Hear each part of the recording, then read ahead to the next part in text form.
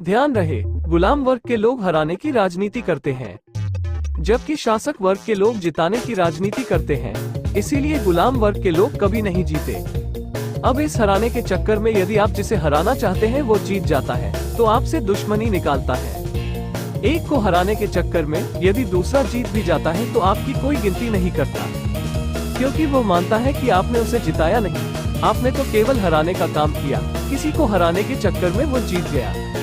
पिछले 74 साल से इस देश के मूल निवासी OBC, SC, ST, Jat, Maratha, Gurjar, Patidar आदि और इसे धर्म परिवर्तन वर्ग के लोग हराने की राजनीति कर रहे हैं। जब चुनाव आता है तो लोग कहते हैं इस बार इसे हराना है, जिसका परिणाम है कि जिसे हराना चाहते हैं वही जीत जाता है, क्योंकि वो खुद अपना प्रचार करता है और आप भी हारने के नाम पर उसी का प्रचार करते हैं, जिस कारण वो हमेशा जनता में बना रहता है, क्योंकि जिसे जिताना है उसका तो कहीं नाम ही नहीं होता, जनता में उसकी कोई चर्चा नहीं होती। अब आप बताइए, क्या जिसकी चर्चा नहीं होगी लोग उसे जानेंगे?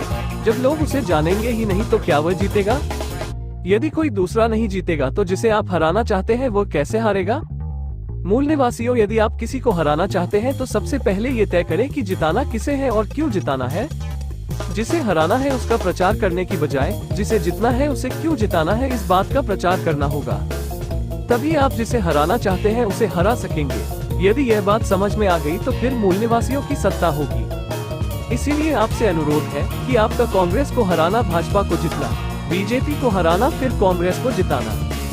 इसे छोड़कर आपको ये तय करना होगा कि इस देश में मूल निवासियों का राज लाने के लिए समाज की सभी वर्गों को उनकी जनसंख्या के बराबर सभी क्षेत्रों में हिस्सेदारी देने के लिए, महिलाओं को हर क्षेत्र में 50% हिस्सेदारी देने के लिए, एक राष्ट्र एक शिक्षा लागू करने के लिए, निजीकरण के तहत बेची गई संपत्तियों का पुनः राष्ट्रीयकरण करने के लिए, रोजगार गारंटी कानून बनाने के लिए, इन सभी एजेंडों को समाज में स्थापित करने के लिए पीपीआईडी को वोट देना है।